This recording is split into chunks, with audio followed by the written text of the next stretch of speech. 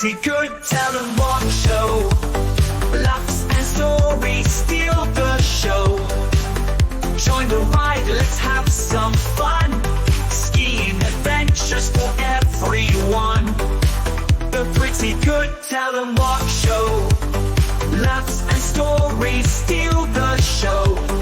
Join the ride, let's have some fun. Skiing adventures for everyone.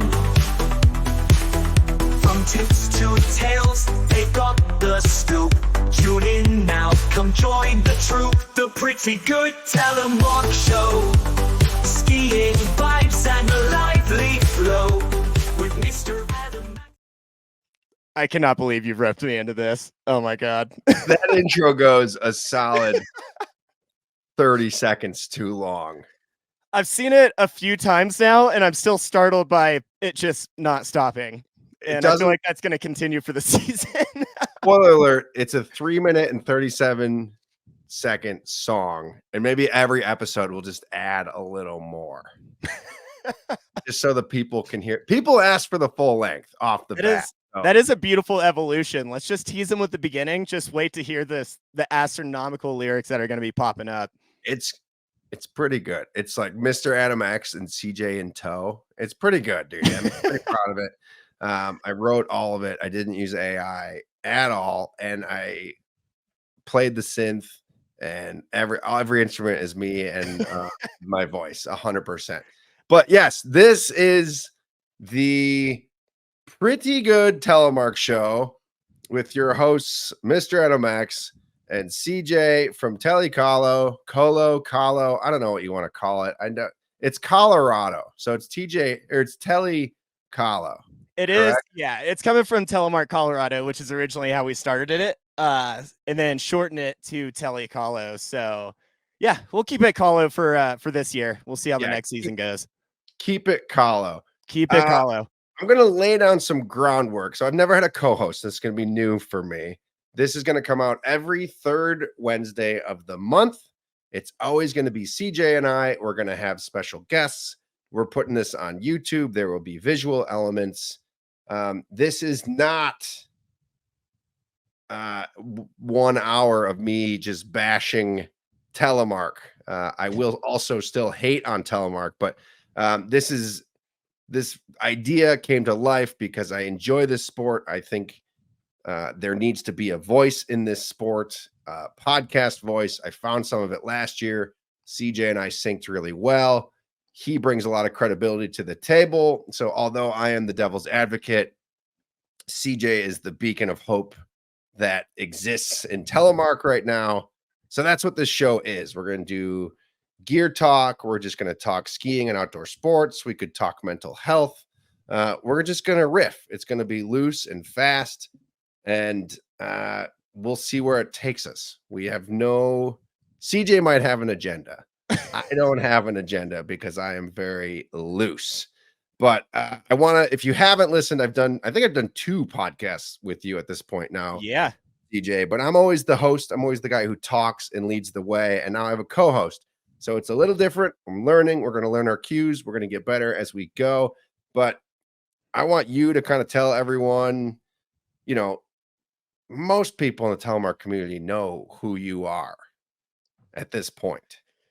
I don't think so, but I'll never say that. I mean, I will say you think that I'm here to help you out and provide some, reality to this situation, but we definitely have Telemark C-Suite bringing me in here to try to protect Telemark at all costs instead of letting you run an effing Telemark show here. So simply the bodyguard. But yeah, my name's CJ Coccia. I started a project called Telemark Colorado in 2018 as an Instagram account with purely no idea what it was going to do. I think it was a time that Instagram accounts sounded fun. I wanted to make a koozie. We started that program, started to do a couple of unofficial meetups, started to show some film premieres for other athletes, and just kind of kept spiraling. So right now, what I try to do, aside from keeping AdamX locked down and being nice to Telemark, is just trying to create events that are fun for the Telemark community and make it welcoming for everybody else too, to see that we're not all just absolute MrAdamX's, I believe. Hold up, dude. Because this guy, I want everyone who's listening to know Telemark created this person.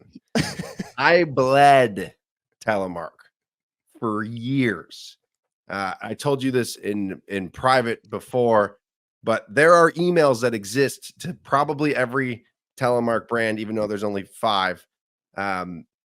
Bleeding my heart out to Telemark, asking for sponsorships, asking for support. How can I support? And I got emails back from all of them. I'm not here to shit on them, but it was the community that was so insane to me. Oh, yeah. That pushed me away. And then when I started hating on it, I like other people came out of the woodwork and were like, hey, we feel this too. We love this sport. But I think sometimes telemark skiers are so passionate that if you don't do it or you don't get it, that you're wrong. Yeah, it's certainly aggressively polarizing, and people that have stuck with telemark for so long have a lot of blood, sweat, and tears put into it. And I think you can be pretty sensitive about it if someone's, I don't know, if they don't feel like you're a part of it, or if you're talking shit about it, even if it's for fun or whatever, but the other side of that is I've seen a very welcoming community that's, welcomed me in somehow. I'm a boy from Florida. Well, I guess 36-year-old man now. But anyways, I'm a man from Florida, a Florida man, if you will, that is now on a Pretty Good Telemark show. So, and that doesn't happen with a community that resists you or keeps you out, right? So somehow I've fallen in here. We all have our experiences, right? So again, protecting telemark. Yeah, I am. My theory, I'm going to tell you guys all my plan so you understand. I'm going to build telemark up to its ultimate peak simply to destroy it.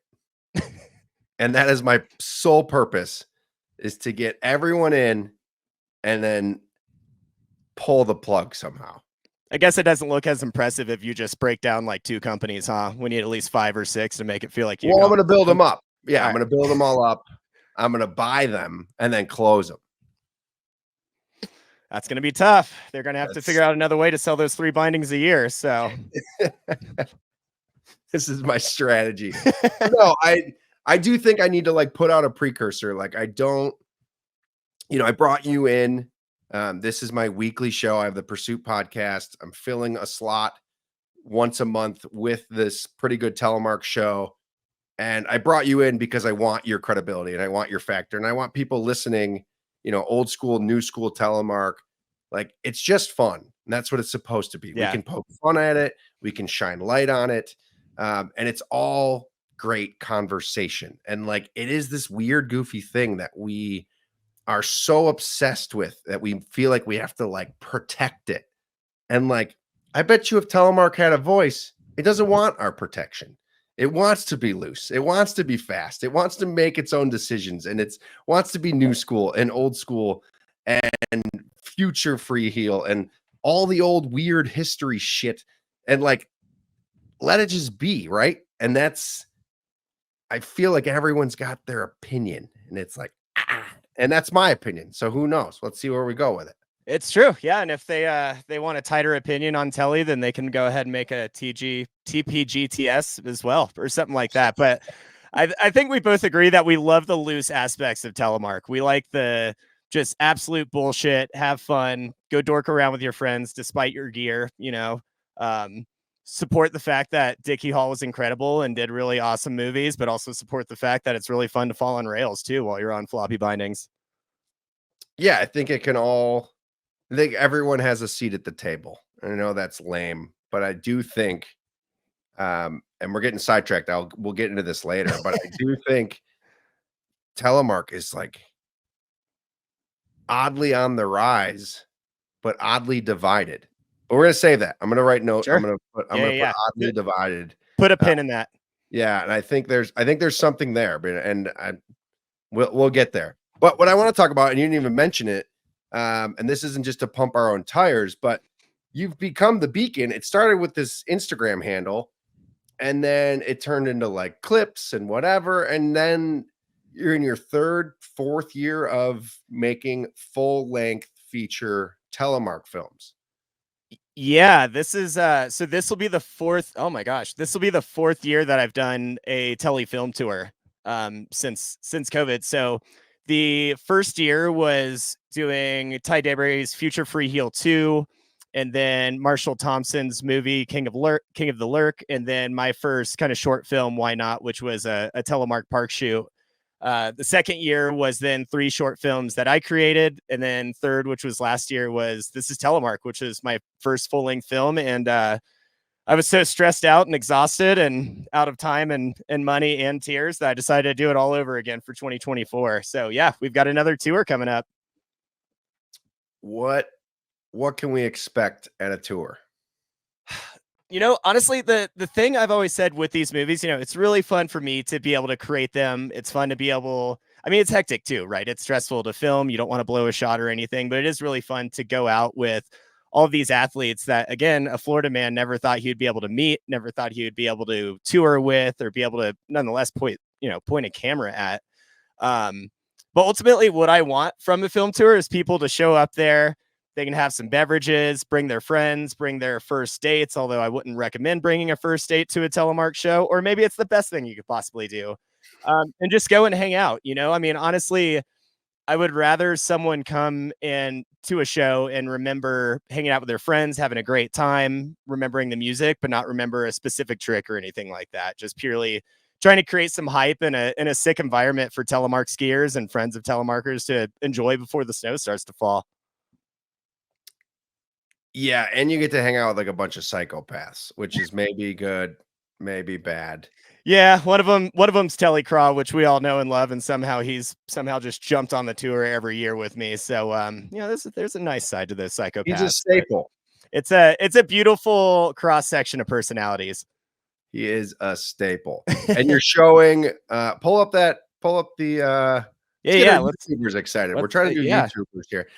Pull up This Old Mill. And then we're going to kind of talk through it because it's a lot of audio. And we'll run with that when we get it rolling here. All right. We did it. Dialed in. What is this, a park film? Is this a backcountry film? It's always going to be a mix. At least I always try. But as you can see, we've got park here. This is Woodward at Eldora, who's nice enough to give us a closed park for a day during a PAL day, actually, too, and a ton of backcountry and a little bit of resort as well. Dope. And then I see you have a narrator here, JT Robinson. Yeah, so I was lucky enough to meet JT Robinson, who's an absolute legend in telemarks, had his own films, created vertical integration. He's a guide out in Utah now during the winter, and was really inspired just to hear his thoughts on telemark. He's seen all the different athletes, all the different characters, the equipment, and seeing how it's changed, how it stayed the same. And I think he's a really nice voice to have with this. What's runtime on this film? If it was done, I would be able to answer you. No, I'm still working on it, but we're looking around like 40 minutes or so on this one. And that's where we start getting hypey right there. And it's really kind of a self-reflection from me of all the locations I was lucky enough to visit over the past winter season. That was motivated by a 22 Designs team meetup, a Bishop team meetup, a rail jam at Eldora, and then ultimately meeting up at the North London Mill site that's outside of Alma in the Mosquito Pass range. Are you showing any other films on this tour? Yeah, so we'll a couple actually. So we'll definitely be showing This Old Mill, and then we'll be showing Ty Berry's Future Free Heel, the third in his series of the Future Free Heel projects. So we'll be showing that, and also opening it up for, a big thing for me is that it's never just about, myself or TC or Ty or anybody else, but that we open this opportunity to the community to either motivate them to create something or show something they've already created and have this opportunity to show their own telemark content on the big screen.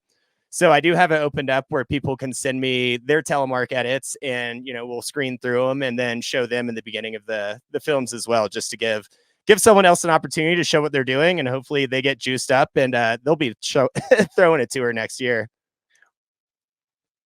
You're probably rich because you make ski films, I assume. Absolutely loaded. Yes. When The most lucrative thing you could possibly do in the ski industry. tour starts November 1st, Yep. Tour starts November 1st, Denver, Colorado at 14 Brewing. and you have 17 days to complete the film. Yeah. Yep. I have started it though. There is segments done. It's this one was kind of a tough one for me. Like I said, this movie was a lot of self-reflection, kind of looking at the people I've had the luck of being able to spend time with, the people I can no longer spend time with. And, you know, if you're the person that's doing 90% of the editing or 90% of the filming when you're sitting down at the editing table, or in my case, usually my dining room table, um, and you're working on it, it's really hard to edit out the emotions you've experienced over a season, right? Because you're intimate with all of that footage. You're intimate with how you were feeling at the time, you know, how the weather was, how the snow was, anything that kind of goes into your head when you're skinning out or loading up on a chairlift or something. So this whole meal kind of turned into a much more, I think, emotional movie for me. And because of that, it was much harder to get it started. It's kind of like having to bring up a conversation with a significant other that you don't want to do. But I have started the conversation and it's turned out to be a kind of a long conversation. So it's not quite done yet.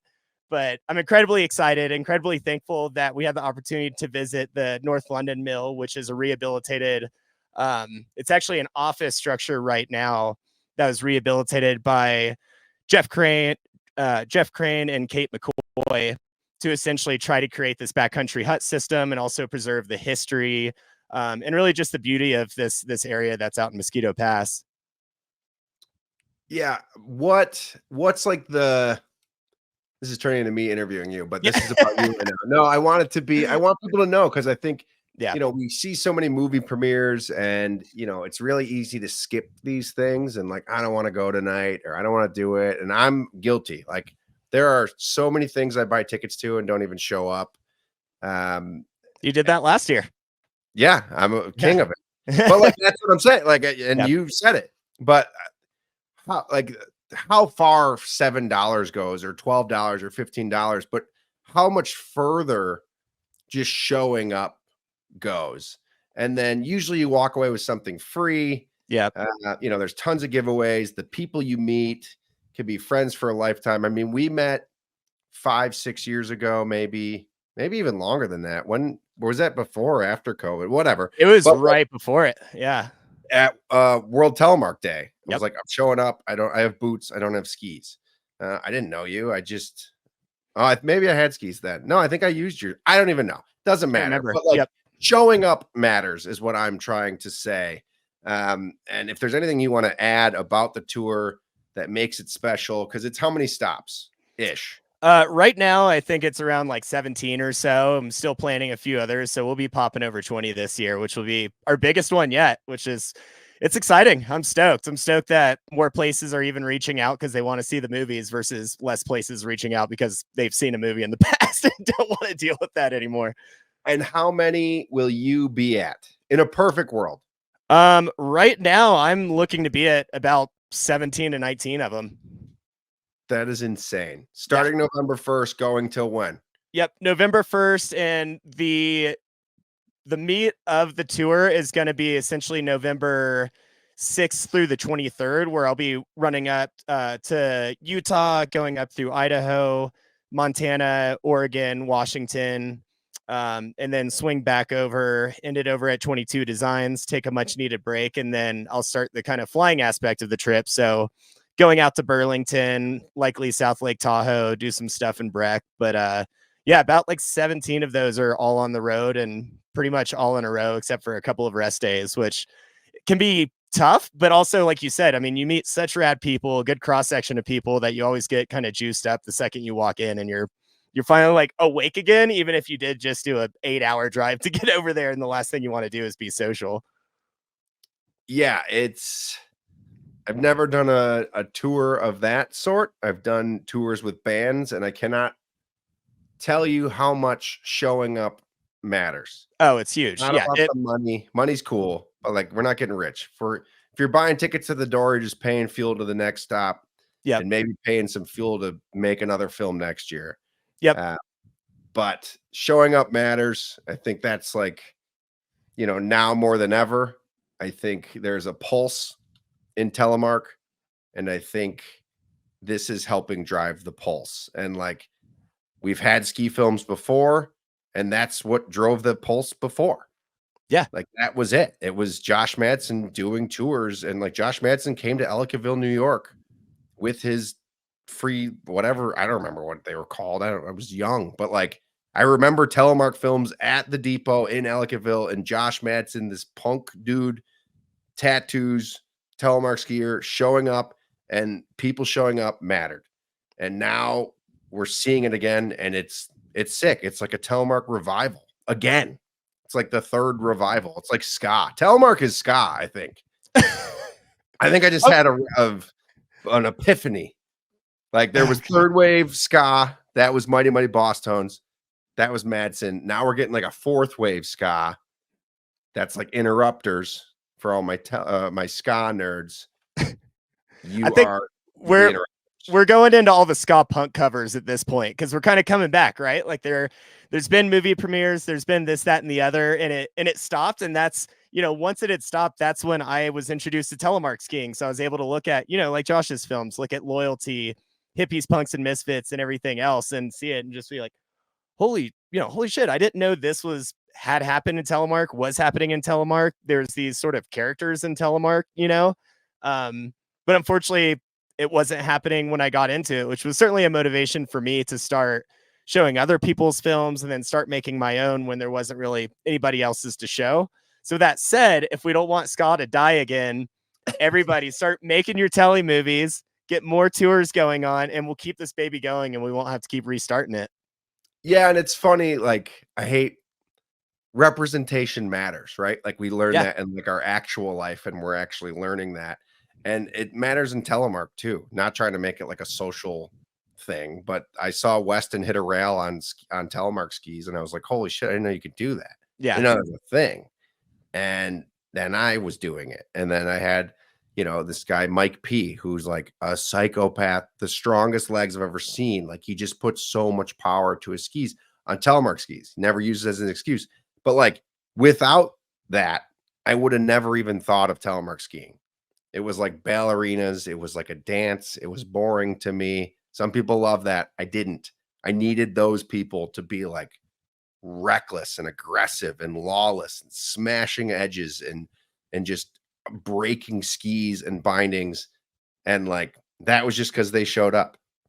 Yeah. I mean, there's power in numbers is a thing, right? Having a big showing is a thing, whether that's at a film premiere or a little get hype for ski season meetup thing, or just being in the lift line because more people see it. If you're locked up in a bedroom and people are on the other side of the wall, they have no idea what your personality is, what you're wearing, what you're about. But if they can actually see you, then they can understand what the sport is, and maybe they'll be interested in it. Maybe. Don't telemark ski. I'm saying it's like a 1% turnover rate. I've got the data, but just don't ask me for it. Yeah, if you don't telemark ski, don't start. Yeah, that's just that's let Adam. I mean, you kind of want them to get into it, right? You got to build this up before you take it down. Well, so it's a mix. I'm flaky, if I'm being honest. I'm flaky. Let's pivot here. I think people understand what this is, what we're doing. It's a pretty good telemark show. MrAdamX, CJ Coccia. Every time I hear my name after MrAdamX, it feels just so short. MrAdamX and CJ. And CJ and Toe. I got on that one. Sorry. Yeah, everybody comment if you're on YouTube here and tell me what my nickname's going to be for this, because I don't have enough letters in this right now. Maybe I'll go back to Charles. Your name's Charles? I guess I never even thought of what your name would be. Yeah. Yep. I have a real name that's longer than 2 letters, but just never went by it. Charles X CJ X. There you go. It's a workshop. We'll figure it out. We're workshopping. We're figuring it out. We have some notes. We're loose. We're going to keep rolling here. Preseason. I'm going to let you go with this, because I'm not the leader here. This is co-hosts. CJ. Yeah. I mean, we're sitting here in October, right? Despite the fact that I'm still trying to work on this movie, there are other things popping up. We're starting to get excited that we're seeing snow falling at some of these resorts, and even bigger for the telemark world. We're starting to see some new gear that's either popping on the shelves, popping on our Instagram feeds. So I think we talk about the early hype for now. I mean, we got the season started. It just started snowing somewhat around your hood, right? Or was that more towards Vermont area? Yeah, I it's always forget where Vermont, you're but at. like East Coast got snow, and I've got a perfect voicemail to encapsulate this. But so we'll get to the voicemail because I want to hear your opinion on it. I haven't played it for Sir Charles over there, so he hasn't heard the whole thing. But yeah, we got some snow. I'm like very. I used to be the opposite. Like if I get like a flake on the hill, like I'm out there. I don't care. Yeah. Like I'll blow my ACL to pieces. And then I had an experience with a buddy, and he blew his ACL to pieces. And now I'm like, I'm gonna take it a little slower. So I wait till things are open and happening ish. Is that Uh, a related to just skiing or running into somebody sort of incident? no, this was like preseason, not open.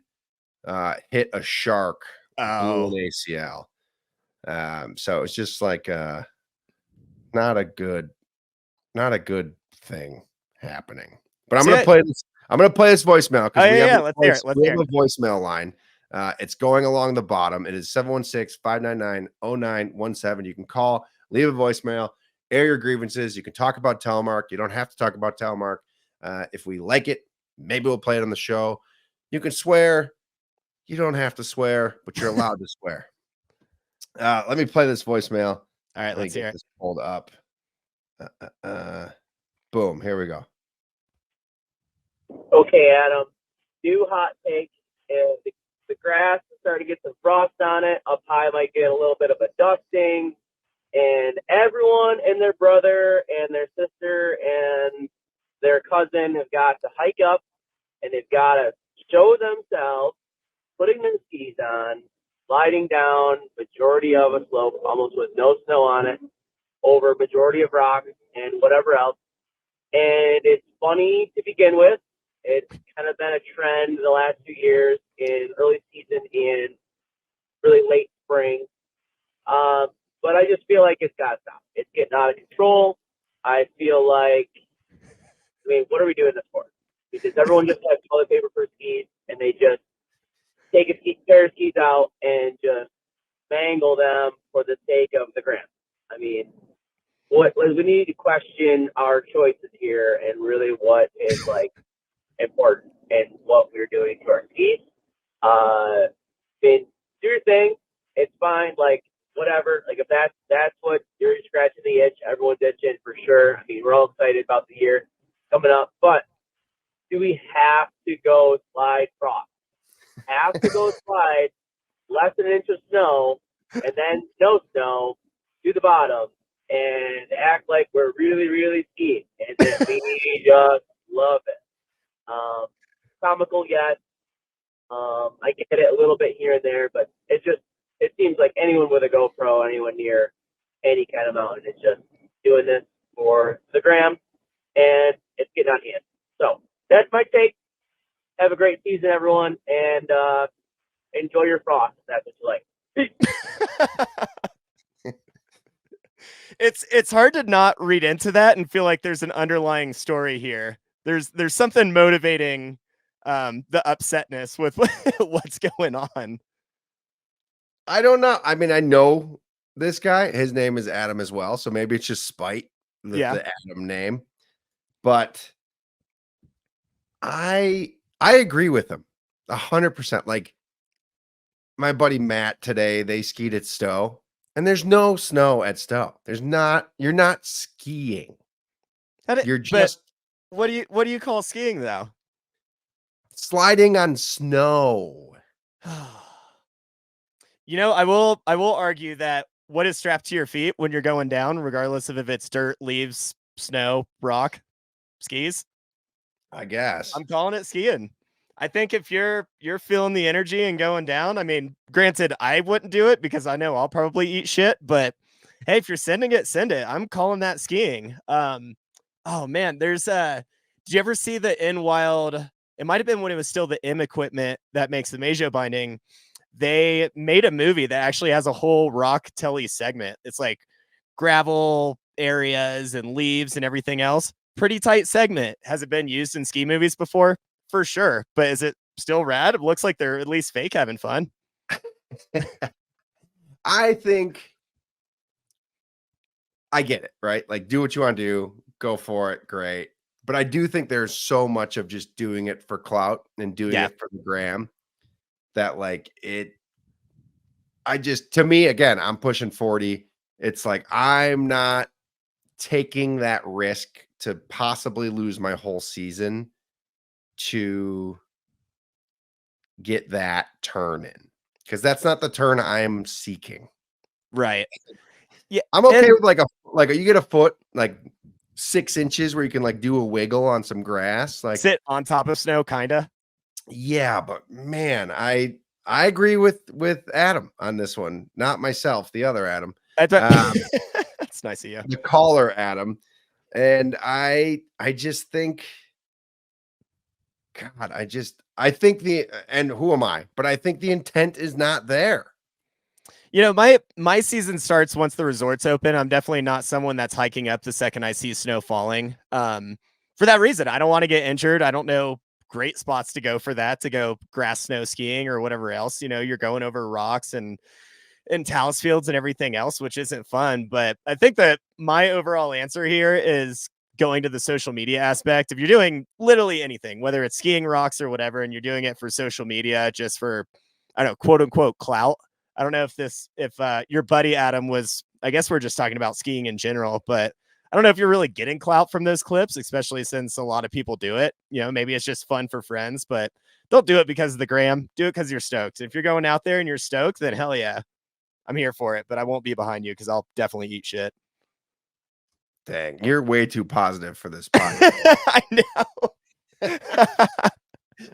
CJ's just like bringing all the love, and I'm just like, nope, absolutely not. This is the Storm Clouds and Rainbows podcast. Yeah, that's what we do here. Hang on, let's just get right into it. We have a show sponsor. Can we talk about this? We've got little secrets. We got little gems back on our YouTubes. You can see it. Yeah, but we have a show sponsor. It's our friends over at Bishop. I'm going to let CJ talk about it because he's like the king of Bishop. He knows all about them. But I'm just going to scroll the website so all you folks can see this badass binding. But then I'm going to let CJ kind of pitch it here to you. Yeah, hell yeah. So Bishop Telemark is sponsoring the Pretty Good Telemark Show. Thank you so much, Bishop. Bishop's a telemark company that's out of Edwards, Colorado, just a small drive over Vail Pass from where I'm living at, owned by the man of name David Bombard, and he is absolutely killing it in the telemark binding and the ski game. So looking at the bindings here, we've got the BMF3 and the BMFR, which are offered by Bishop Telemark, and that's essentially going to be your inbounds resort binding, and then your out of bounds, you know, you can tour it. They tend to call it the enduro binding because it's a beefy binding, but with the beefiness comes the bomberness. You know, it's a full lifetime guarantee when you grab these things. It's not your lightweight schemo binding, but what this binding is going to be is something that's aggressively reliable on the downhill, fun shit-eating grin on the downhill. It's a beautiful binding. A beautiful thing too is that it accepts NTN or 75 millimeter because we're going back to that real heel feel. We're not connecting to that duck butt if you're on the NTN. So you're going to get more of that similar to 75 millimeter flex, but also with a really nice step in. So you're not breaking your back every time you lean down, which I find to be one of the best things. So if you 75 millimeter heads are resisting the new boot, which I think we're going to talk about, you can still get in that step in, step out ability and be able to catch up with your friends and not have to lean down and break your back all the time. Yeah, I love this binding. And like, this isn't just because they're like a show sponsor. I'm pumped that Bishop is supporting all things telemark, but lifetime guarantee. That is like, okay, Yeah. I break a lot of shit. I'm 220 pounds. I'm bad at stuff, which means I have bad form, which means I break stuff. They stand behind their products. They'll warranty it. What a concept. Lifetime warranty. If you're a tinkerer, if you like messing with things, I'm looking at you, Steve Smith. You can buy every part for their bindings on the website. So you can tinker, you can mangle, you can change things. And here's like the thing that I think is overlooked the most with Bishop. it's one binding fits all. So Yeah. like telemark is very much a sport that is very scary to get into, and it's expensive. And a lot of people can buy boots at, you know, your local co-op, find some boots, but like having a binding that fits, this fits everybody. You can let your friends borrow them. And again, if they borrow them and break them, lifetime warranty. I just want to give a shout out to Bishop because I really like their shit. They ski great, and they're bomber. Yeah, and that, you know, Dave's been very intimate with this binding. This did come from the Bomber Bishop, which many from back in the day, or I guess not that far back, will know and love. But Dave has spent so many years, so much time, so much design energy into looking at these parts, refining them, getting new materials, working with you know, better shops to be able to press the metal for the toe cages and everything. So he's finally gotten to a point where he just absolutely believes in the product he's putting out, and that's why he can stamp that lifetime guarantee on there.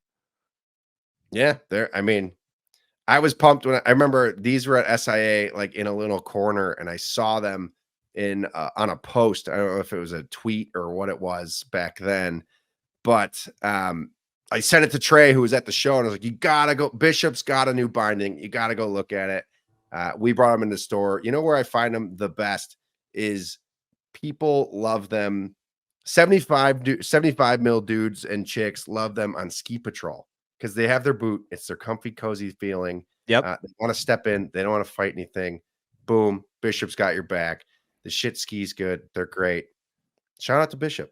Yeah, easy to fine tune. You know, I've worked demos with Bishop in the past, and you know, had people go out with that binding and they come back and they say this thing's way too damn stiff. It feels like an Alpine binding, and I swap out the springs to the softies, loosen it up a bunch, and they come back to me and they say it's too soft and too neutral after that. And you know, if you can hit way too stiff Alpine binding and you can hit I'm falling over for it every time, that means there's a sweet spot there. So, but yeah, Bishop's got the sweet spot for you, and it is really great as a transition from 75. Yeah, and again, Staying in 75. Yep. Can't get enough of it. Thank you, Shout out Bishop. Bishop. Yeah, shout out Bishop. And like little spoiler alert for anyone listening to this podcast, CJ behind him has a little drop. Bishop also makes skis. We're not going to talk too much about it, but like No. there's some hints there. So check Yeah. out the YouTube. Yeah, shout out to Bishop. Let's talk. I'm going to swerve. I'm swerving all over the place.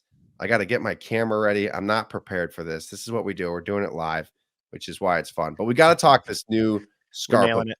Yeah, We got to talk new Scarpa boot. That's what's got to be done. Boom! Look at that transition. Nailed it. Damn. CJ, you've skied this. Yeah, I have. This is definitely the biggest thing falling into the TC feed right now. Shops are starting to get the new boot. Oh yeah, I guess we're Dang. Look at us. New boots. New boot goofing. new boot goofing. Mine has tags on it. It's a Do I take the tags off before I throw it out? No, I think One you of the keep it like the tags? new era hat and just ride tags the whole way. Like that's the new Scarpa or the new Tele stees. You can only do it once every 20 years, so might as well enjoy it. Jeez. No, I've had a chance to ride the boot, and also had a chance to kind of ride with athletes throughout the season while we were filming and hear their input on it. And overall, it's definitely something to be excited about. Is it going to be different? Is it different? Hell yeah, it is. Is it different in a good way? Hell yeah, it is. We can, Yeah. Go ahead. Yeah, I mean, I think the big thing comes from the flex pattern in this, right? Everyone, especially with the comps no longer being available for this particular season, a lot of people are concerned with issues with stiffness and everything else. And I've definitely found the load path of this boot to feel different. And what I mean by that is the bellows feel softer, but then at the ankle and the cuff, it feels a lot stiffer. So it feels like you have to really preload that cuff and bring it through your ankle into those toes, or else you're going to be pivoting it a bit and kind of running onto your toes. But it's, you know, you go out there and it's just like anything else. If you're on different skis or different bindings, there's that little adjustment period, but eventually you kind of figure out that adjustment and it turns out to be a really good thing. Yeah, I have not skied it. I have a pair here, as you You've can put see. your foot in it. I've put my foot in it. I have known about this boot for so long. I have seen leaks like 2 years ago, I saw this boot, not in this colorway, but I saw this boot. I knew it existed. I'm pretty proud of myself for kind of keeping my mouth shut for as long as I have. Toot my own horn. But my initial reviews for anybody thinking about it, whatever. One, go to your local retailer. Try the boot on. Support Yes. your local retailer. I cannot say that enough. I know there's companies that will ship. That is great. Backcountry.com has it. Awesome. I love that they're carrying that stuff. If you can find a local retailer, go buy telemark gear from there. If you can do it, if you're thinking about it, go local. But this boot specifically is 7 millimeters, I believe, shorter. Let me see. 7 or 8 8 millimeters millimeters, yeah. shorter than your previous TX Pro model. What that does is it offers improved performance and comfort, but it also makes your boot not fit sometimes. So I went from a 26.5 TX Pro, which was a 307 boot sole length, to now a 28 TX Pro, which is also now a 307 boot sole length. So if you're ordering online and you buy the size you had, it might not fit. It's not a bad thing, just it's a new mold. So it's not the same old boots we've been buying for 20 years. 62-degree range of motion. That is what I'm most excited about. I use my telemark gear mostly for ski touring. I don't really ride a lot of resort on telemark skis or bindings anymore, or boots, if that's what we're talking about at this moment. But like, so that tickles my fancy. If I was an inbounds skier, I might still be on that 4-buckle and then running this just in the backcountry. Do you feel that, CJ? No, honestly, not, because they still kept that cuff pretty high up. You know, we're not running it further down like it is a really lightweight kind of just out meadow skipping sort of boot. I love it for the resort. Like I said, you have that stiff upper section, so you can still throw a lot of power into your bindings and therefore a lot of your skis as well. But we just have the added advantage now that it does have that larger range of freedom, which is absolutely incredible on the tour. Especially for, you know, someone like me who I've never alpined before. So kudos to myself. But I haven't been able to experience it. Platinum. But I haven't been able to experience a boot that has that much range of motion because I've always been on either the Pro or the Garmont Voodoos, which is what I first started with. So I've been always kind of limited to what the current tele binding off or tele boot offering was providing me. To step into this one and actually move and walk in it the first time was mind blowing. I mean, I thought I could have beers opera in my tele boots before, and now it's even more comfortable. So kudos to Scarpa for keeping those boots on through, the 5 to 7 PM hour. But yeah, on the sizing note too, though, definitely want to echo what you're saying, Adam, because I usually rode a 27 and could not get my foot into the 27 boot for this new TX Pro. So I'm currently riding a 28 and it fits like an absolute glove. Honestly, probably the best fit I've had since I started tellying, which isn't BS. It's just somehow works for my feet. And, you know, this might vary with having a higher instep or lower arch or wide foot, skinny foot, whatever. But yeah, go check it out at your shop. Make sure you put your feet in it, support the shop that went out to get these new boots for you too. And maybe you'll avoid having to return them to get a different size too. Yeah, I think it's interesting. Like I'm not here to toot Scarpa's horn. It's the only gig in town. You're getting Scarpas or you're getting Crispies, right? And those are the options. And this is the new one. So I think, you know, it's interesting that they went to only one boot. I know they're going to go to 2 boots eventually. I know they're working on it. Spoiler alert. But I don't know if I agree with the play. Like, I think they should have kept the comp on the market.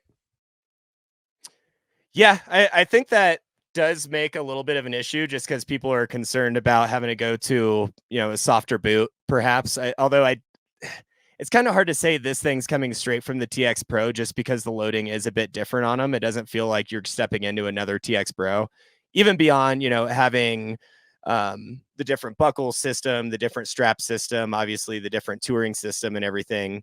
But I don't know. I don't know that industry. I don't know if they're just getting rid of those so people just jump on the new TX Pro bandwagon. But even if you are a TX comp person, give it a try. Check out a demo somewhere. Hopefully they're going to be out, right? We're hoping that Scarpa can get these boots out to people on snow and they can really set their foot in and try them, because that's the best way to learn any sort of telemark, performance of really anything, whether it's skis, bindings, what have you. Yeah, I mean personally, and again, this is my personal opinion, but I've been like super disappointed in the rollout of the boot. And I'm not, it doesn't mean the boot's bad. The boot seems to fit great. But it's been like, it's been leaked on the Facebook forum by an old guy for like months. And then they rolled it out and kind of were like, something's coming. And it's like, we saw it. We're in the modern age. And I think Yeah. that's where telemark needs to evolve. The marketing needs to evolve. The branding needs to evolve. And just like, we can't keep things secret anymore. Like if K2 has, or Fisher has a boot or a ski that gets leaked, they don't pretend that it didn't get leaked. Like if it's out there, it's out there, and then Right. just hammer down. This is the most pulse that the telemark ski industry has had in so long. And I was just so disappointed with the rollout of the boot. I mean, last week they sent us an email that said something's coming. It's out. It's in stores. It exists. So like, and again, I'm pumped. I'm so excited on this boot. I can't wait to ski it. As a consumer, as a backcountry telemark skier, as someone who just like enjoys new products, is like, I like buying things. I like being part of something. God, I felt played. I just felt like they told me I was stupid. I'm a sucker for the drop. I'm a sucker for not knowing something's going to happen and being surprised, or being someone that creates something and surprises somebody else. And I think for the telemark industry, where we just don't get those surprises very often, it was a bummer to not have a bigger, more energetic drop happening. Like you said, I mean, it's tough with this age too. I mean, things are going to leak, right? And it's usually going to get ahead of these companies, whether they want it to leak or not. And that's a bummer. But yeah, the way they played it was like it had never been leaked. And it kind of brought the temperature down a little bit on the excitement. Whereas, they had the video that showed it blurred out, even though there were photos on the forums, photos on social media, photos everywhere, so it's like, we know what that is. And that blurring out and the censorship doesn't make it exciting anymore, which was a huge bummer. And maybe we're being a little too needy, where we're finally getting a telemark boot, and now what are we pissed off about? We're pissed off about the marketing, right? Like we've got no, awesome. I just thought they had such an opportunity. And again, I'm hyped. Like boot molds are like $1 million each or some stupid number. Like it's like not an easy thing. The amount of effort just to make molds is insane, let alone R&Ding a new boot. And your boot's not going to make everyone happy. For sure. God, as soon as the reps had it, they should have done a rollout. And like hindsight's 2020. But like as soon as reps have it, that means shop kids can see it. Yeah. So like put it out there, leak it yourself, make it. God, I just felt played. Like I'm hyped. I mean, I think we talked about it sidebar. Like we knew about it. We knew it was here, and we were still excited. We still want to see it. But like, man, I felt played. God. Yeah, I mean, maybe we had too much hope for whatever our Christmas presents were going to be under that wrapping paper, right? Well, no, I mean, the president's good. The president's good. The president's good. More hype would have been sick. I would have loved to have seen a movie. Although, shout out to I think it was Trash Telemark, the Instagram account. I don't actually know who's behind that, but they put together a pretty sick edit of everyone skiing on it, having a shit ton of fun, good personalities in there. So I was stoked to see that, but the timing felt like it happened at a point where it couldn't be appreciated as much as it should have been. To be fair, I think all of it was great. I think the timing was wrong. Yeah, agreed. And maybe that's an issue with a bigger company, right? Like Scarpa's a bigger company, and Telemark is probably a blip on their radar. So the fact that they even put the effort in, but like, man, you got to move fast. And that's I'm just saying it out loud. Maybe if Scarpa's listening and the new boot is coming at some point, as soon as that thing leaks, drop it. Be the first to drop it because that's the hype. And Yeah, this is happening with the Nintendo Switch 2 right now, and everyone's super bummed about it. The Switch 2 got leaked, and everyone's like, all right, Nintendo needs to step on the gas here because now it's out. People know about it. This is their opportunity to get ahead of it. Nothing yet. So it's I didn't know about it. Now my spoilers you got to say spoiler alert after you say that. Everyone knew a Nintendo Switch 2 was coming out. You don't have to look it up. I did not. I can't do anything for you on that one. That's been out for a while. I am a Nintendo Switch player. I have one somewhere over here. In this pile of rubbish, there is a Nintendo Switch. But no, it's hard. I'm not talking shit, although it sounds like it. I was just bummed. It was just personally like, man, all that hype, all the palpable, like you could feel it. Like there's a new boot coming. There's rumblings. We're like at ski shows. People are talking about it. People are asking me, and I'm like, I have it, but I can't tell you that I seen it. Like it was awesome. But when they blurred that photo, man, I felt played. Yeah. It's like, wonder what it could be. Like, come on. It's on the forum. It's on my other tab that I have open right now while I'm watching this video. And yeah, I agree. But you know what, though? The hype is still really real when someone gets to see it in person. I had the opportunity to drive it around with me for some of the shows I was doing and let people actually, put hand to plastic, bend it around a little bit. And as much as there wasn't the hype on what was going on with their marketing and yada, yada, yada, people seeing that boot and getting stoked and just wanting to flex it again because it's a new boot they've never been able to flex before, asking if they could put their stinky socks in there. The hype is still there. The hype is going to be sick. Wish the marketing was better. Wish there would have been a sick video to come out, but the season hasn't started yet. Maybe we got something else in the pipeline and Scarpa's just holding off, but you're right. The time was off. The timing was off. The boot is sick. The product is sick. I think there's no denying that. And again, there's no denying like guys, if we buy the boot consistently, they will make more boots. And then you're getting that comp. Like, do you know how many boots Fisher makes? Do you know why they make that many boots? Because people buy them. So if you buy them, they will make them. I can't tell you this any more than I tell you. There's a reason, like, every Fisher boot comes in like a low volume, medium volume, high volume, BOA, not BOA. They wouldn't do that if you didn't buy them. We're like Benjamin buttoning Field of Dreams, where instead of they build it and they'll come, you've got to come first. Yeah. No one cuts that out. And then they're going to build it. Show up to demos, try out those boots. If you can, support them. There's a comp that can happen. It's expensive. The world is ending. Like, I get it. But if you're thinking about it, shop local. It helps so much working at a local ski shop. I know this. Every boot sale helps. And when these shops are gone, you will miss them. I promise you that, because you go on your ski trip, backcountry.com, overnight shipping. I love Backcountry. I buy stuff from there as well, but isn't going to help you that day to have some random strap that broke or some random buckle that might work. We need local shops. Go there, try the boots on. That's all I got to say about that. Enjoy the new ratchet system. It is so much better. I'm going to BOA it. 100%. BOA everything.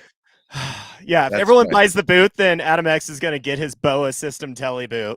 Yes. Or you're going to get his broke one that he's already put together. I'm going to raffle off my BOA, my TX Pro BOA. God. All right, we got more excitement here, huh? Yeah, we got more stuff, guys. More stuff. Two new product. We had one new product last year, right? The TTS from Volet. Yep. And now we have two. You guys hear that, Telemark skiers? Two new products. That's 3 products in 2 years. That's more products in the last 10 years, arguably. It's so incredible. It's making me want to faint. It's insane. I can't believe it, guys. We did it. You keep buying stuff. They're going to keep making stuff. The 22 designs Bandit. right? That's what we're Yeah. on. Talking about the Bandit. What is the Bandit there, CJ? The Bandit is the Inbounds Outlaw X. And if I may say, they did totally miss the mark on not calling it the In-Law, but Okay. I can get past that. This is really exciting. 22 Designs has been working on this a bit to try to essentially slim down that binding from the Outlaw X and give us a resort forward binding. No different than going from kind of a hardtail to a full, or a full cess to a hardtail. We're skipping out some of these components, potentially lightening up. I guess I haven't actually compared what the weights are between those two, but we're pulling out that tour mechanism, adding a more efficient claw to lock onto these new boots that we have out, and then a retractable binding system, which is pretty killer, actually. I've had issues in the past. We have that scary moment where we ski tight, and then we try to move our feet, and we realize they're stuck together because we've essentially locked those brakes together. So what they've done, which I can't wait to actually see what their mechanism is that these brakes are going to retract inward as you step in. And apparently the step in is a lot easier than the Outlaw X as well. So overall, just better front end resort system that they're putting out in a new colorway. I'm just stoked to see new colorways in Telemark. New color and cheaper. Yeah. Save a couple bucks, folks. It's all about the bottom line. Comedic price here from 22 Designs. Yeah, comedic price. $420 for all you devil's lettuce playboys and girls. No, it was like I've done a lot of talking about this binding, and a lot of people are like, why? Right. And it's the vice axle. Like, are you ever going to walk uphill? No. Well, then why have any of the extra stuff? Right. It's pretty simple. Yeah. I mean, why do you want those extra components? Right. I mean, 22 Designs is a great binding, but anytime you have extra components, you can run into an issue. There's different stress distributions, yada, yada, yada. Now we just have a simple binding. If you're not touring, don't bring it. Like you said, you're saving the money, and you've got a lot of perks going on to it. Having those brakes work better for you, that step in work better for you, which, in the resort, you're probably stepping a lot. It's clean. It's nice. And I think it's a positive thing to be doing too, because there is so many people that just tele the resort. Yeah. I don't know. It just seems like a simple, why wouldn't we have this? And it's neat to they didn't change much, which I like. I'm interested in seeing the brakes, but don't take a system that works and destroy it. Right. Right. This works. The Outlaw X works. So I'm excited for that. I'm excited for no play. When I was a full-time telemark skier back in my day, but I was putting 100 days a year on them. And my X's at the end of the year, I had a lot of play. And that's just metal on metal. That's what's going to happen. So to not have that, right. I think we're going to see these bindings last even longer, which is insane. All you telemark binding companies, Bishop, 22 Designs, Volet, you got to have these bindings break more. We got to stop having you need these things to break, and then just you got to get a new binding. Indemnify these bindings. That's what we do in Alpine. Someone brings something in, and I'm like, I legally cannot touch that binding. It is done. It is illegal. And that's how we keep you guys buying things. But G3 Target crew is super bummed about that. Yeah, right they're pissed. They're like, oh my God. No, but it's I get it. I get the whole thing, and I get that I push the consumerism of telemark, but I can't stress enough how small these companies are. You think it's 22 Designs, it's Bishop, it's Volet. There's 17 people in there. If you've ever been to Volet, you can go into Volet and turn right. There's a desk there. And then there are 3 people in the back room. That's their whole marketing team and team. They answer every info at orders.com or whatever their thing is. There's a store. And then behind there is a machine shop. It's where everything is built. That's it. There's no you go to Idaho, I'm sure it's the same thing. You go to Bishop's factory. Factory is probably a reach. It is a warehouse where homies are making things. Yeah. These are your fellow snow enthusiasts, telemark skiers, hobbyists, people that are just making a dime building bindings. I mean, these are all personable people that are building each one of your bindings. There's no real machine assembly line factory going on here where we got the claws picking it up. I mean, these are small groups that are making this because they love it, you know, and we're here to support it, right? Keep it going. Yeah, I'm excited. I'm excited for 2 new products. Obviously, I think it's cool. I don't know. I'm excited to try the Bandit. They offer the Stiffy and the Softy spring. Same thing, same barrel adjuster that it's been. It's just going to be neat. I don't know. And again, it's just more stuff being like jammed into the industry, which is exactly what I truly believe this industry needs. More product, more marketing, more voices, and just more community. Like doing these community events builds telemark skiing. Yeah, it's more ideas too and more innovation. You know, with all of that, there's going to be more opinions against it. And that's going to create some new binding that comes out, hopefully not 10 years from now or what have you. I mean, what do you think people are going to be pissed about with the Bandit? What do you think is going to be a complaint, or do you think there is none on this one? I think the complaint will be, I've thought about this, but I think the complaint will be the price. I don't like, it's not a huge gap. I think It's like $49 or so. yeah, the Bandit is 420 and the Outlaw X is 470. So like 469 actually, 95. So I think that'll be a complaint because people just complain, right? Like that's just like, Yeah, you got to what find people something. do. Yeah, and I don't know. I think the brakes are going to be the big thing. I think if the brakes are fixed, because the Outlaw X brake is tough. You got to get used to it. Your boot has to break into it. I think that'll be like the tipping point for the Bandit. I personally would have liked to see it at like 350, but like I don't make it. Who am I? I don't know. I Right. know like that's just a bullshit number that I would have liked to see it at based off nothing. Like I don't have a machine shop. I don't know what cost is. But I think that'll be the complaint. I think if the brakes don't work as advertised, the claw I think will be interesting just with every binding that has any type of claw grab this year, because we have a new boot. And molds are molds. We can make them as close as we can. But I'm also thinking, you know, if you're me and you had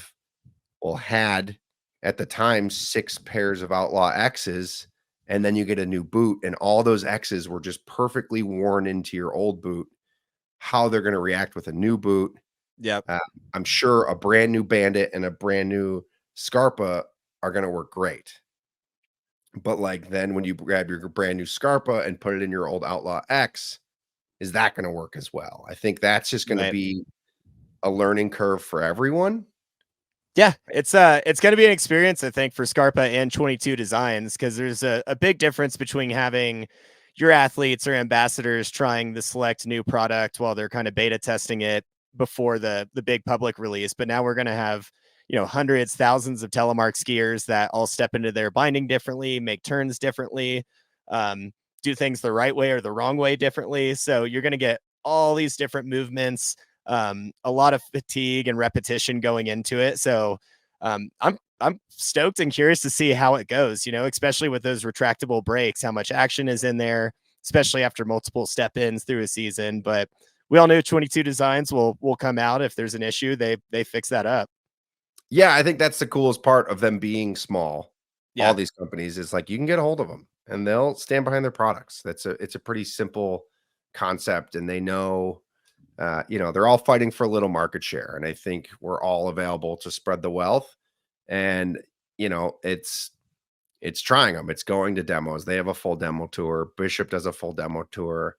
Like those are all super exciting things where it's like try them, blow your mind. And then some people, you know, we do demos out of the store, and I'll hand somebody a Bishop and they're like, I don't want to try it. And I'm like, well, you got to try it. And they're like, I don't want to buy it. Like, I don't want to try it because I'm going to buy it. Like the 75 mil guys will be like, I don't want to try this because I might have to then buy it because it's going to be good. So it's an interesting take, but I don't know. I think we're getting there. We're getting somewhere with it, which is interesting. And I think we've got people that are very stoked on having all of the new equipment that's coming out, all the new hype that's coming from these companies. You know, they're building athlete teams now, which is really cool to see more people getting into it. It's providing a good reason for younger telemark skiers to maybe motivate and get better and possibly be a part of a team sometime later on. I mean, there's so much energy and life happening right now. I think that's all building it up where maybe currently right now people aren't so resistant, you know, based on looking at the social medias, people are buying the hell out of that new boot. The resistance that you saw in all the forums, you know, this past season don't seem to be showing right now, which is awesome to see. Yeah, I think, you know, change is good, and it's not going to be the same that it was, but like, what year? Let's say, maybe you know the answer to this. What year was like the duck bill invented? Oh God, I have no idea.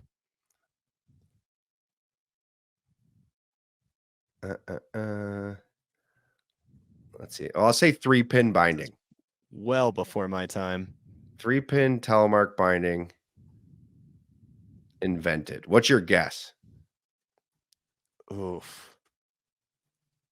Like, are we talking about a truly manufactured 3-pin binding?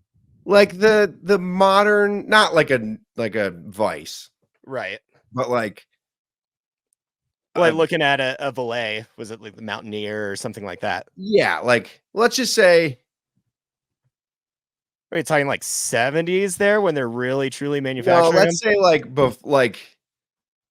when Rotafella introduced the 75 mil wide 3-pin binding. What is your guess? I know the answer. I know you know the answer, and that's why you're just drilling me on this. Well, I just want to get you in the genre, like not the 70s binding.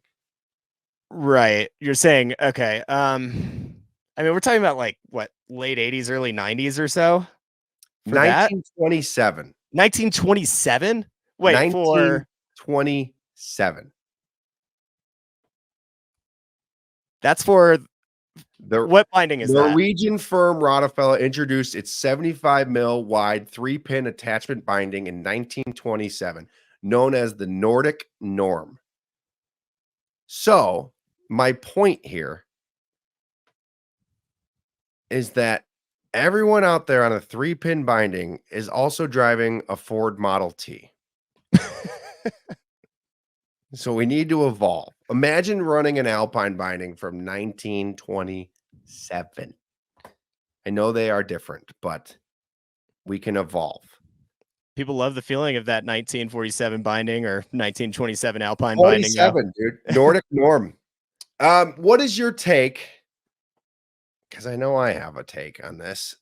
Do you think binding manufacturers and boot manufacturers should continue to support 75 mil? No. Easily no. Whoa. Yeah. I would have not thought that. Easily no. You know, I think the thing is that with the bindings we have now, especially with the Bishop binding that does accept a 70 or a 75 mil boot the same way it does an NTN or vice versa, you can get that feeling and just have the new boot. I think with such a small market, and this is absolutely talking out of my ass, right? I don't work at show is. This yeah. is the Pretty Good Telemark Show. I don't work at a shop. I don't see the numbers or anything, but I think the difficulty when you're already splitting something that's such a small line item for any company, you're now splitting populations, you're introducing more opinions where people are going to hate the new product that you put out and want to stick with the old. And I think that just makes it more difficult and it makes a lot of people hold on to it. You know, we have the G3 Targas out and those haven't been made in a long time, but they're still floating around, right? People are going to keep their old gear that they want. They're going to tape it. They're going to glue it. They're going to epoxy it, whatever they need to do to keep that thing alive. But I think it is positive that we, you know, reduce the amount of money that's probably already limited anyways from these companies and focus it on the future and the forward kind of technologies in telemark and not so much on kind of making these old setups remain, you know.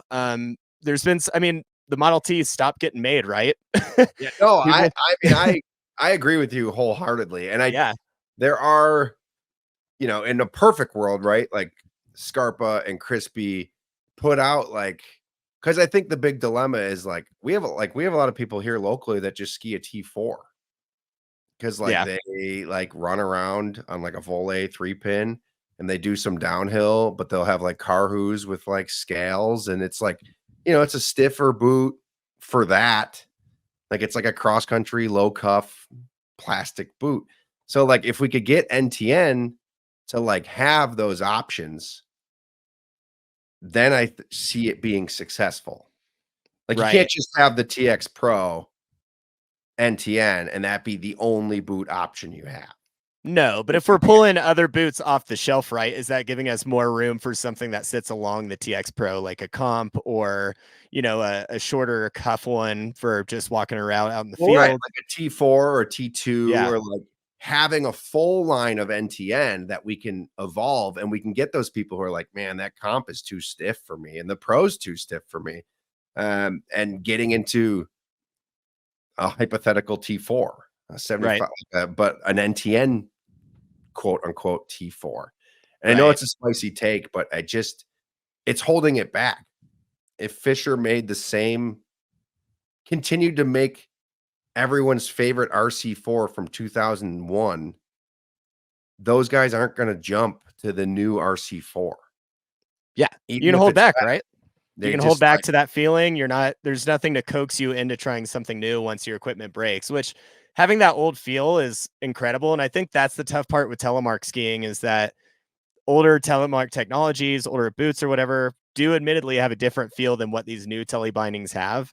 So you are changing potentially the way you ski. You're not going to maybe ski as well that first day. You're going to have to get used to it and learn it. But, I think a lot of us got into tele because it's a challenge anyways. So what's the difference here? Yeah, and I think skis have changed. With the bindings evolving, the skis have changed. There's almost all the skis now have metal in them, and they're not skis in 2006 that had metal in them. You knew they had metal in them. Now these skis have metal in them, and they're calm, they're playful. They just like everything has evolved, and it seems like telemark is now starting to evolve. Yeah, it's getting there. It's getting there. It's getting there. I mean, my hot take's across the bottom of the screen right now, but that's just how I feel about it. But no, I don't know. I don't want to play. I don't want to just shit on it. I do love the sport. There's something about that turn that's just like great. It's a phenomenal workout. I really love it for, I'm skiing 800 foot of vertical here, and I love it for those just days where the skiing might not be great, and I can go and run around with my TTS and like do these little zones and make these little shush turns, and just like it's just a different way to get down the hill, and that's cool. And that being said, gotta flex. Like I've done Mount Superior on telemark bindings. Like I lugged my Outlaw X's up that fucking mountain while everyone else had lighter setups than me, and I was mad about it and I was sad about it. And it's one of the coolest runs of my life. It's one of the one of my most proudest moments as a skier, telemark skier, adventurer, was you're at Superior. That's a helicopter line. That's a line that's in ski movies. And I did it on telemark. So I'm very proud of that. I think there's room for it. I think there's space for it. And I think this modern stuff just allows for progression. Certainly. Yeah. And of course, whatever you can have, enjoy it, right? Go enjoy the mountain however you can. Go enjoy the runs however you can. We're obviously not shitting on that, but certainly, it does come to, these companies are stoked when you support their new stuff because they feel motivated. They can push more R&D. Ultimately, this is these companies are owned by a bunch of engineers that just love creating new things for us. And they can't do it if they're not getting any kind of buyback from the new products they put out. So let's let them have fun. Support those companies if you can. Let's let them design some more stuff because God knows what they can make for us, a year, 2, 5 years from now. And I'm stoked to see it. Yeah, it's, again, I think I've said it 10 times on this. Someone's going to cut it up, but there's a pulse. First time in a long time, and I'm very excited about it. I've got a call. I've got a voicemail. I'm going to put this on the bottom. If anyone wants to call, you're always welcome to call. Again, every third Wednesday of the month, we are going to put out the Pretty Good Telemark Show. This is episode 1. You can call 716-599-0917. It will put you right to voicemail. You can be anonymous if you prefer to be anonymous. You can direct your calls to Adam and or CJ. The trick is that I hear them first. So CJ doesn't have access to them unless I give him access to them. So you can't shit on me because I won't play it. Okay. Joke's on you guys. But no, I got one. I think this is really good. I like his take on it. Let me see if I can find it here. Maybe. Oh, I have it muted, guys. I'm learning. First off, fuck Telemark. That's not it. That's not it. That's the wrong one, guys. Let me see if I can find this one. Hang on. I got a lot of voicemails. Some were angry, guys. Some were angry. Let me see. That's got to be this one. Fuck Telemark skiing. That's not it. That's not it. A lot of good voicemails, guys. Thanks for all your kind words. We appreciate your input. We're gonna throw that into an Excel spreadsheet, distill it, and come back with the results on next month's pod. Yeah, it's really working out for us. There we go. Hey, Adam, this is Tim. I've got a quick question for you guys. I've been telemarketing since I was in high school. I'm almost 40 now, exclusively now in the backcountry. And now, 10 years ago, I had an atrociously heavy, god-awful telemark setup. Over the past 10 years now, I have 1,500 gram ski and a heavily modified carbon boot, etc. My problem is I'm still slow as shit. So what do I blame that on now? Because it certainly couldn't be middle age and being out of shape.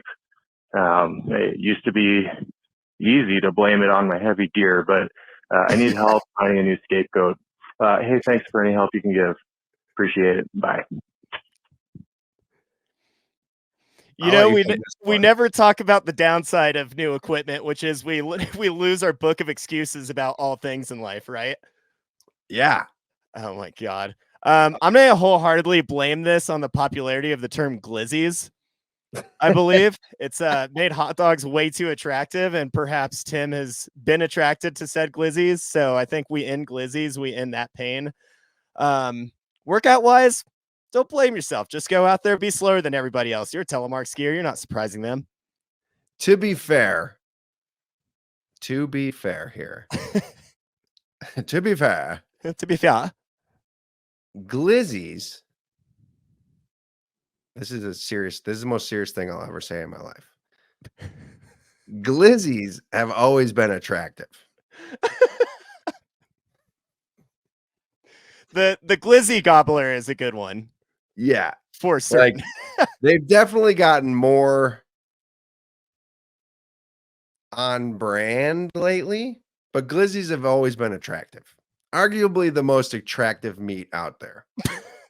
I think you have to say attractive meats to lay that down as a singular meat product would be just untruthful. Pokemon glizzy.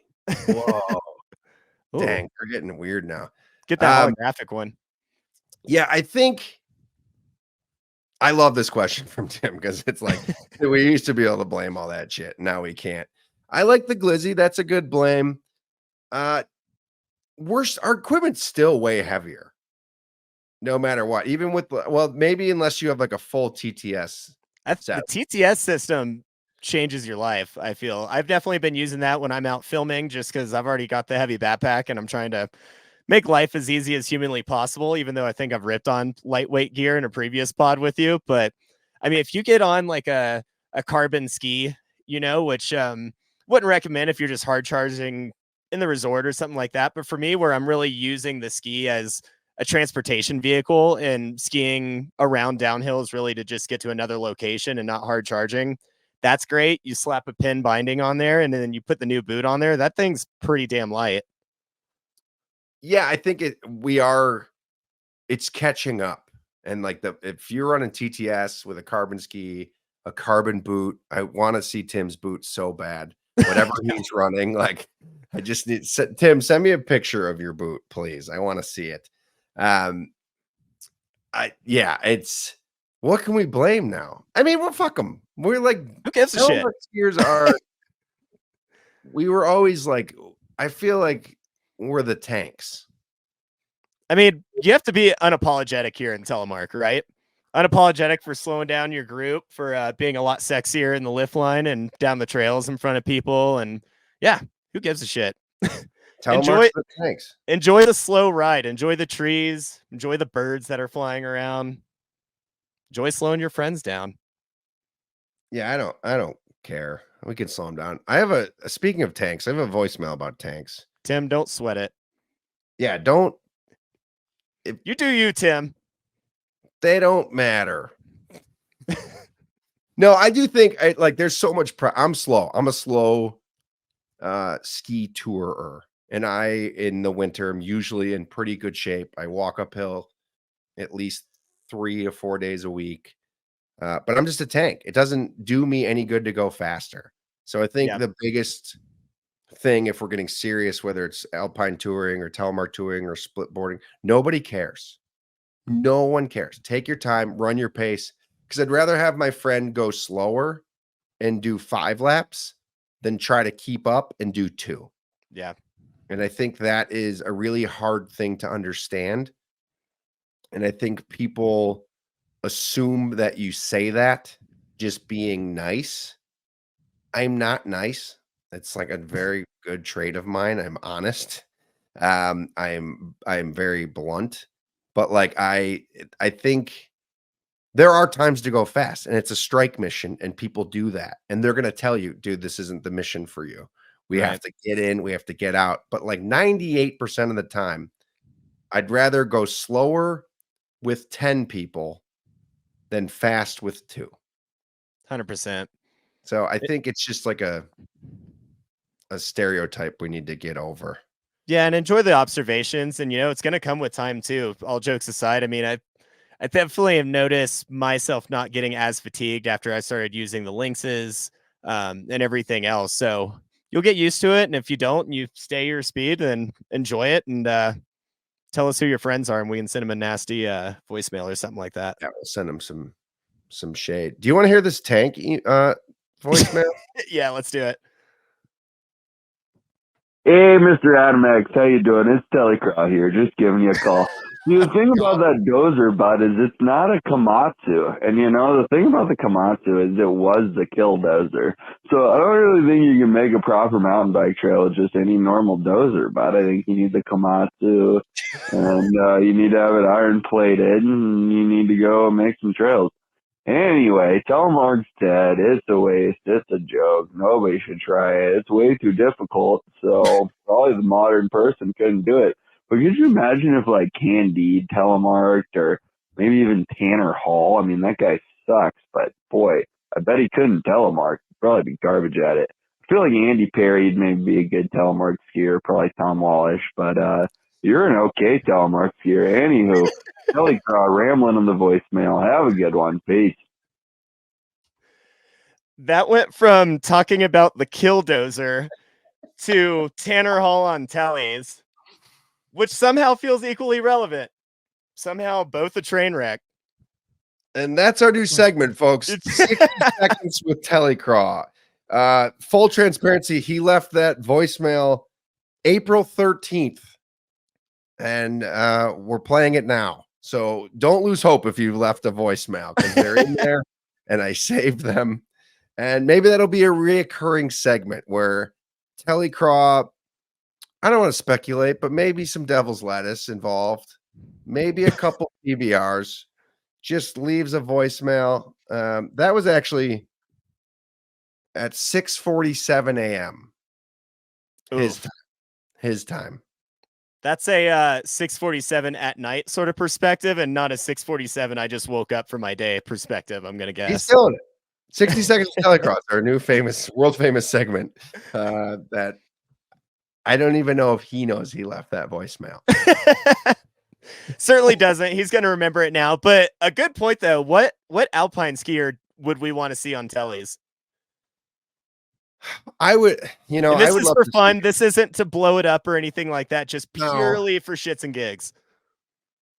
I'm always like miffed that we don't see it. And like I've you always saw a little telemark in like some some Warren Miller films or whatever, but you don't really ever see it in the mainstream, and I don't know why. I know it's harder, but like it would fit perfectly into a level 1 film, and maybe the level hasn't been there. Like Mhm. Telemark's always been a little like if we're talking street, it's always been a little sloppier, and I think that's like it's changing. Like my anti Telemark friends are like sending me clips and they're like, dude, and I'm like, I know it's getting insane. Like it's catching up. So maybe we'll see it. But as far as like a pro skier, I don't think Candied. He skis Nah. too fast. Like his style wouldn't be good for Telly. Like Right. he's very like tight and like leans, he's got that like perfect like Candied lean. Like He's a hard charger, and we can get that, but I want to see someone weird on tellies starting it up. I want to see him fully take advantage of what that extra degree of freedom is going to give him or I her. do think Andy Perry would be hilarious. I think he would be bad at it. He's like pretty uncoordinated human for being like that good of a skier. Yeah, but I would watch the shit out of that traveling circus Oh, yeah. episode. Pure Patty entertainment. Patty O'Connell would be my Oh, yeah. favorite pro skier who I'd want out there. He's not a pro. That would be good. I don't know. Who would you want to see? I mean, I want to see Andy Perry or Will Wesson, Sammy Ortlieb, any of those guys that are just absolutely creative, that think outside the box, I think could unlock so much weirdness that even we haven't seen yet in Telemark. And if they don't, it's going to be funny as hell to watch, which is kind of what I'm looking for. And I think a lot of people, if we were thinking about it blowing up and getting into more people's brains, would be intrigued and stoked to see kind of the fun that crew would have on tellies. I mean, just imagine what that would look like. Yeah, I bet. Like, I'm trying to think of who do you think could just put them on and be good? Like, I think Alex Hackle would fall into that category. I think he would just like pick it up. I think Michelle Parker would be really good at it. What you got on Magnus pulling off the telly setup? I think he would be so entertaining, but he would be so loose. whack, like in like his whack way of like good whack, but like right. you're not even telemark skiing. That's how I feel about how he alpines. I'm like, you're not even alpine skiing. I don't know what you're doing. So it would be interesting. That would be an but that's Hackle. That's but like I don't know. I wonder wild why. because some people pick it up incredibly well, and then you have others that are aggressively great freestyle skiers, powder skiers, backcountry park, and they get on a set of tellies, and it's like strapping roller skates to a giraffe, It's humbling, tell you that. It's yeah, if you've never done it, I don't know. I mean, I gotta feel like Tom Wallish is gonna pull it off at least medium well. I mean, he's in full tilts or whatever we're calling him now. So he's basically a telemark skier anyway. And he's just a nice guy. He's a sweetheart, so he gets that special karma. Guy, he's a nice guy. But yeah, who would I want to see? I think I'd want to see Alex Hackle, Michelle Parker, and then like, man, there's got to be one more who I think would be like hilarious out there. I bet you Drew Peterson could do it like without an issue. Yeah, pick it up. How long? Let's say Tanner Hall does pick it up. How long till we get my heels are broken? Oh God, memes. Yeah.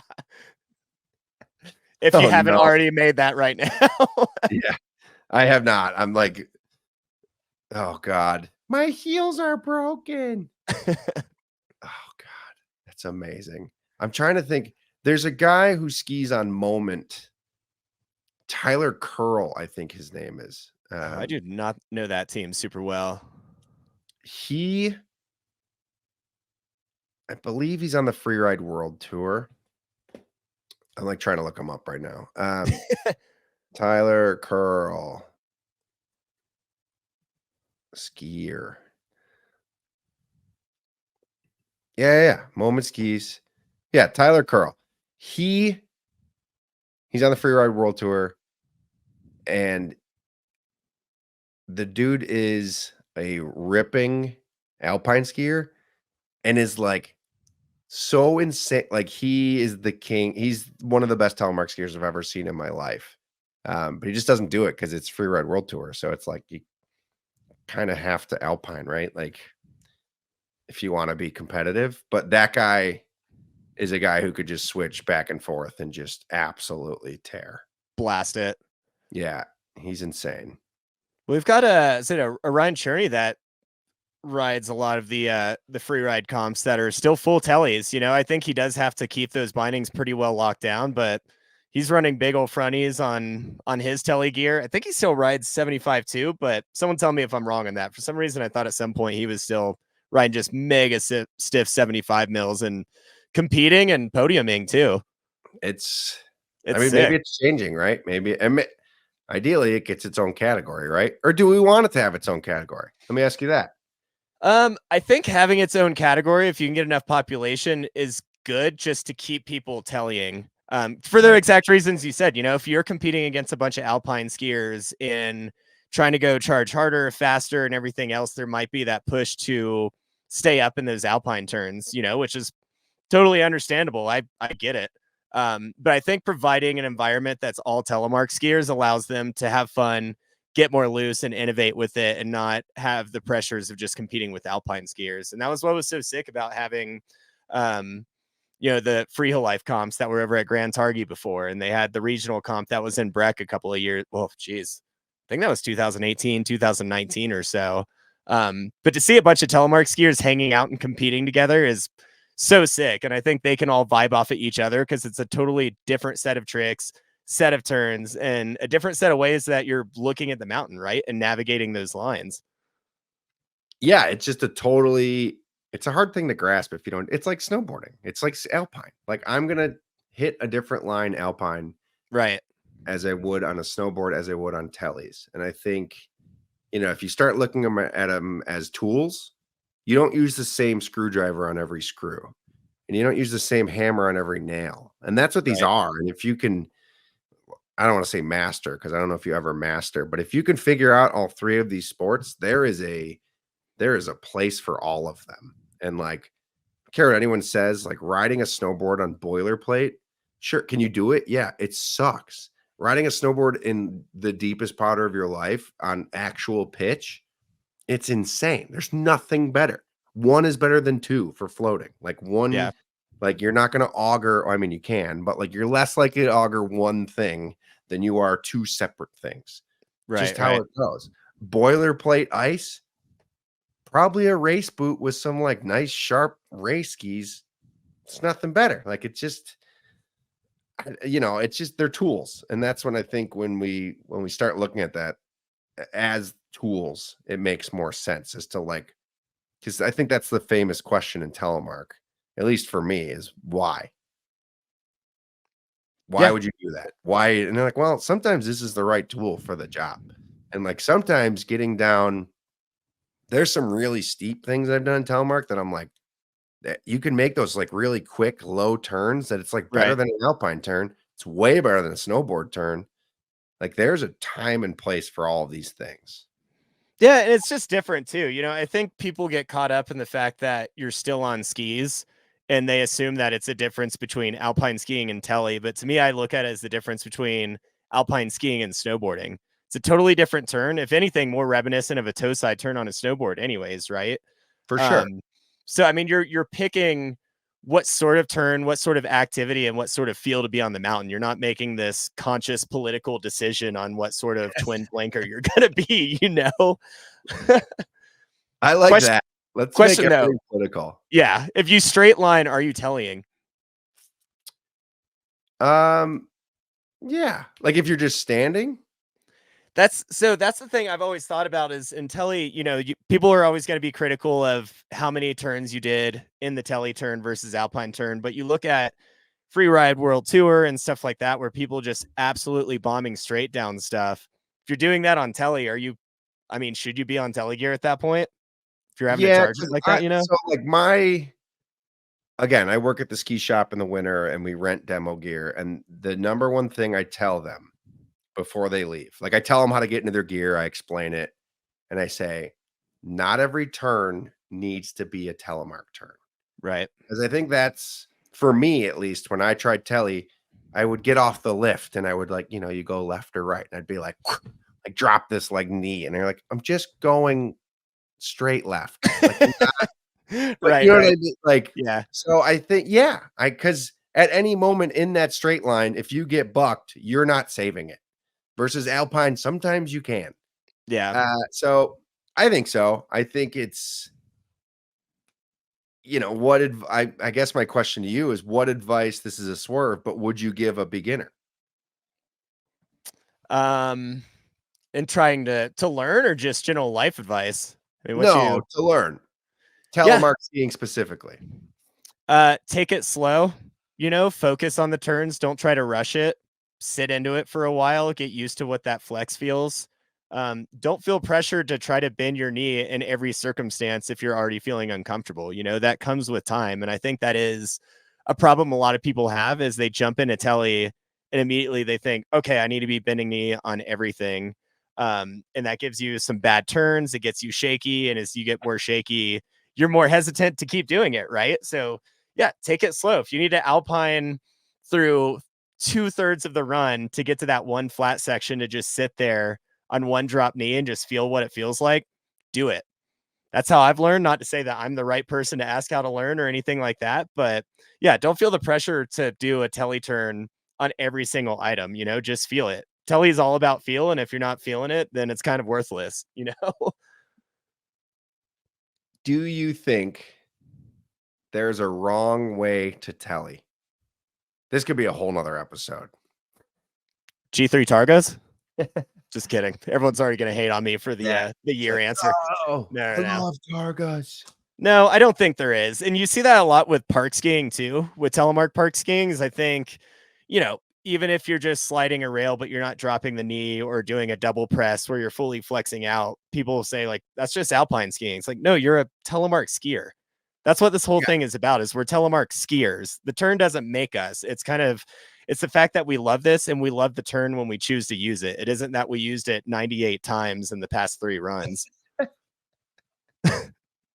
Yeah, you always have to do, like, if you're hitting a jump, you have to like drop a knee real quick and then hit it. Yeah, I've always been kind of against the landing in a Tele landing going forward, because that does feel like a little bit of a showboaty thing. I think landing switch, it makes a lot more sense because you can't put that weight forward onto the tips. But yeah, just do you. I don't know. I think that's a weird thing, is that people have so many opinions as to what it means to be a telemark skier, what it means to be a good telemark skier, what it means to be, I don't know, a productive telemark skier. But if you're on the gear and you're making the turn once out of the whole day or 100,000 times out of the day, you are on the gear, you supported a company or a friend somehow, and hopefully you're not having the worst time of your life. Like, that makes you a telemark skier, in my opinion. You don't have to be a certain level of good to be a telemark skier, and you don't have to ride terrain a certain way. Just go have fun and be on the gear. Get loose. Yeah, I think it's so funny. There's so many opinions on it, and there's so many. It is. But and we're gonna dive into. I mean, this is episode 1. It's 100. It's an hour and 40 minutes long. We've got 5 more of these. I think we need to bring her home here a little bit. I don't think, and we can get into this. I have notes, so it'll be better for next time. But I want to talk about the division of telemark. I think we'll hit that next episode. Yep. We've got some park stuff to hit next episode. That hotline is open all the time, 716-599-0917. Is there anything you want to kind of take home here, CJ? Because I've been chatting a lot here. Let's bring in some telemark clubs here. If you're someone that's starting a university club, hit us up. Let us know what you're doing. What are you doing to introduce telemark to your college, your mountain, your community, what have you? I think both AdamX and I want to listen to all of the people that are hyping up Tele in their own ways, whether it's huge or it's just localized in their own little town. Yeah, I can't agree more. I don't want to talk just you and I 2 hours once a month. I want to bring, I want guests. I want voices. Sounds stupid and cliche, but like, this show exists because of you, because you guys listened when I had CJ on, when I had Tele Craw on. These conversations are happening behind the scenes. I am fortunate enough to have a platform that we can have these discussions. So let's bring them to the table. Let's highlight clubs. Let's highlight athletes and people, and let's be part of this growth. So in a couple of years, I can murder it. Hell yeah, that was pretty good.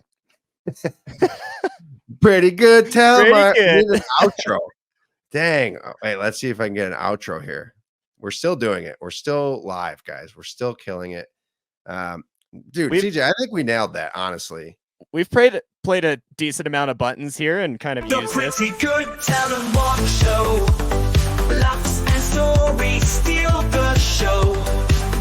Join the ride, let's have some I just cut CJ off so hard. Adventures for Just to end it. everyone. He can unmute himself, but I can't unmute him. He doesn't know that yet. Laughs and stories steal the show. Join the ride. That's it, folks. Episode 1, TPGTS EP 1. I just muted myself again. Thank you.